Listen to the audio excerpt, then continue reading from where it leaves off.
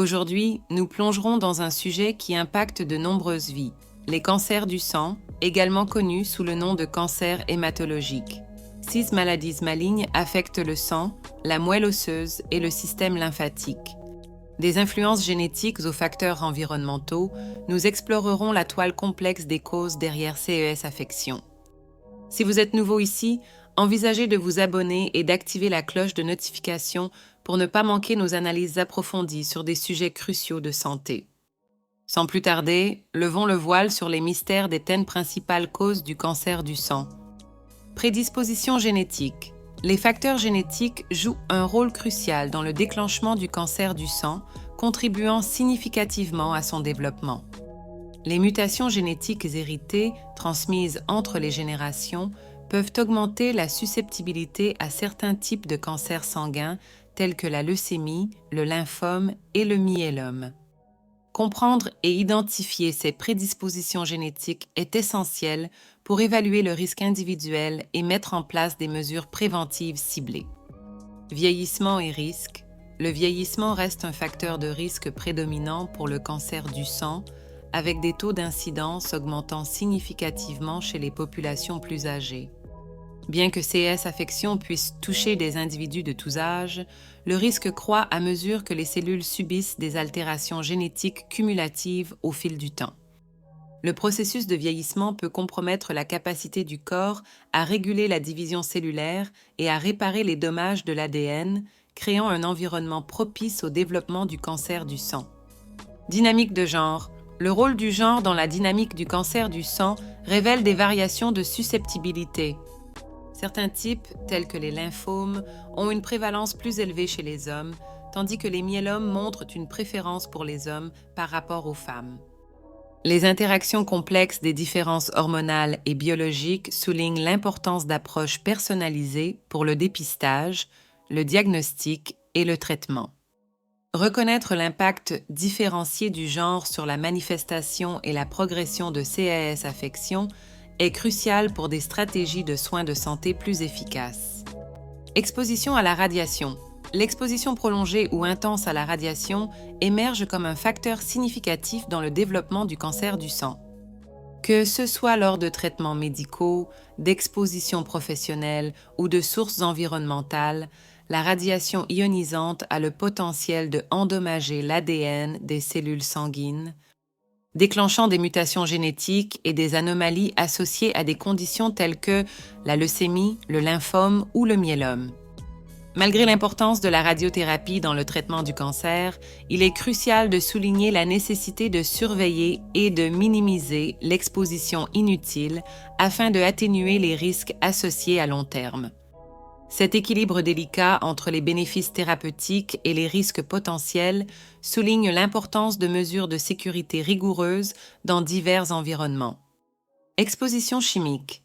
L'exposition à des produits chimiques tels que le benzène et certains pesticides est un facteur de risque notable dans le scénario complexe du cancer du sang. Le benzène, un solvant industriel aux propriétés cancérigènes, a été associé au développement de la leucémie, perturbant la production normale de cellules sanguines. De même, l'exposition à des pesticides dans des environnements agricoles et industriels peut contribuer au risque de cancer du sang. Adopter des réglementations de sécurité strictes est crucial pour atténuer ces risques chimiques potentiels. Infections virales. Les infections virales telles que le virus Epstein-Barr, EBV, le virus lymphotrope humain des cellules T, HTLV1, et le virus de l'immunodéficience humaine, VIH, émergent comme des contributeurs potentiels au cancer du sang.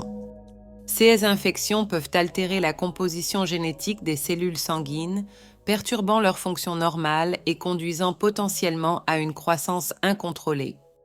Comprendre et surveiller l'exposition virale est vital pour évaluer le risque de cancer du sang, soulignant l'importance de mesures préventives, de la vaccination et de traitements antiviraux.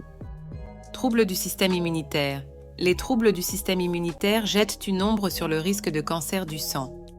Les conditions affectant la fonction immunitaire, telles que la polyarthrite rhumatoïde, le lupus et les déficiences immunitaires, peuvent contribuer aux malignités hématologiques.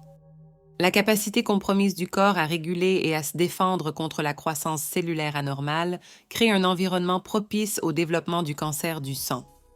La surveillance et la gestion de ces conditions sont cruciales, soulignant la nécessité de soins collaboratifs entre rhumatologues, immunologistes et hématologistes. Effets secondaires des traitements précédents.